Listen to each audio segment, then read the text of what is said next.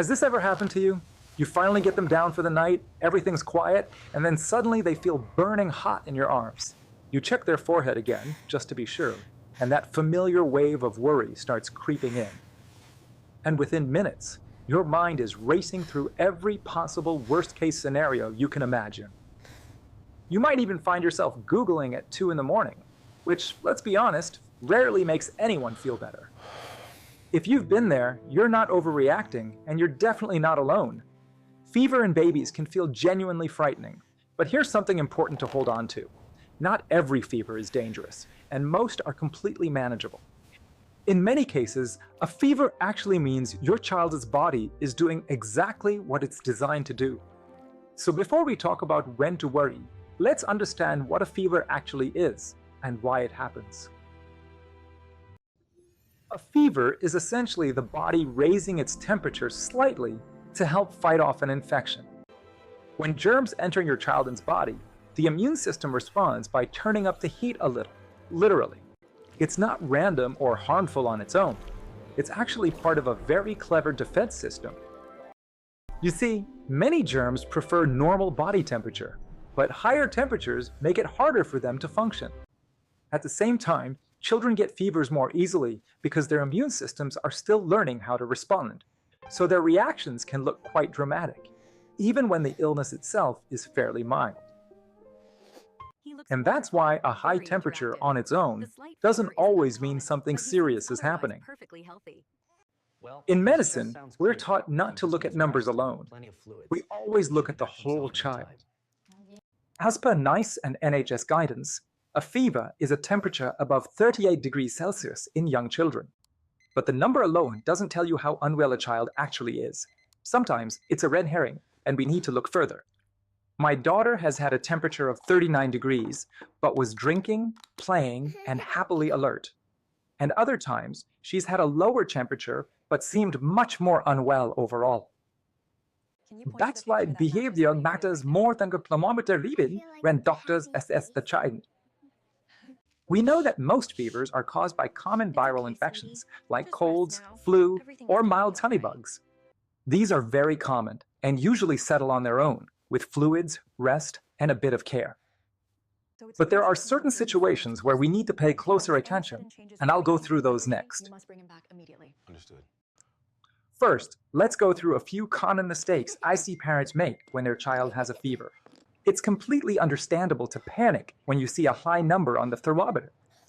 But checking the temperature every half hour usually just increases your own stress. If your child is resting comfortably, that's often far more reassuring than the number itself. Some parents also fear they must bring the fever down immediately using medications. But these don't treat the infection. They're simply there to improve comfort. And yes, some children with a fever will still run around like nothing's wrong. But there are certain signs where we do need to be more cautious. Let's go through those together. Check the accounts before it's too late. These are situations where a fever needs medical attention, especially in very young babies. Any baby under 3 months with a fever should always be assessed by a doctor. Watch for breathing changes, like rapid breathing, struggling, or unusual pauses. Look for extreme drowsiness, where your child is difficult to wake or not responding normally. Signs of dehydration include very few wet nappies, a dry mouth, or soaken eyes. And the rash that doesn't fade when pressed should always be checked urgently. These signs don't automatically mean something serious, but they do need prompt medical review.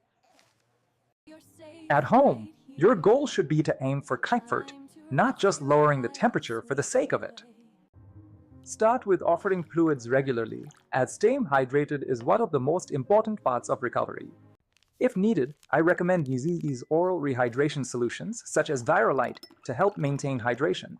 On the other hand, a lot of parents worry about food. It's important, but not as much as hydration, which is essential. I also advise dressing them lightly and keep them comfortable in the home setting, especially overnight. And if needed, you can use medications such as Calpol if they seem uncomfortable, but it won't treat the infection itself. Because, as I said earlier, the aim is comfort, not chasing a perfect number on the thermometer. So try not to check their temperature too frequently. It'll only increase anxiety. Your job is comfort and looking out for red flags, as temperatures will rise and fall. But behavior is often the more reliable guide. So let's talk about when to see a doctor. Because red flags are not the only time we should seek medical help. There are reasons that are not as sinister but still useful to see a doc. If your child is getting worse or the fever lasts more than a few days, seek advice. Importantly though, if something doesn't feel right in your gut, that instinct is worth listening to. At the end of the day, you know your child better than anyone else, even if you sometimes doubt yourself. And I say this with all my heart. No doctor will ever think you're overreacting for bringing your child in. We would always rather reassure you early than see a very unwell child later. Nothing to worry about. Fever feels scary because it comes on suddenly and changes your child very quickly. Tiredness, change in manners, etc., etc. It can feel like you're losing control, especially when you don't know the cause. And we always fear the unknown. Add to that when you're already tired, everything feels much more intense. Not a great mix, I can tell you that. So what can we do to help you? Well, understanding what's normal can take away a huge amount of that fear. And then over time, you'll start recognizing patterns and feel more confident handling these situations. Let's recap everything we've gone through. 1. Most fevers in children are not dangerous and settle with simple care. Feeling okay today? What actually matters most is how your child looks and behaves, not just the number. Did you enjoy 2. your drinks, If they're Amit? drinking, responding, and settling at times, those are very reassuring signs that us doctors look for.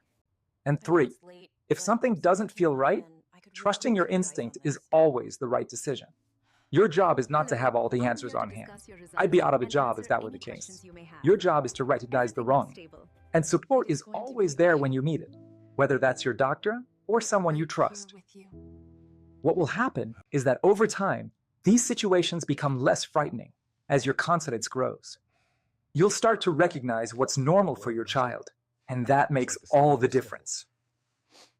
And honestly, from a doctor's view, most of the time as a parent, you're already doing exactly the right thing.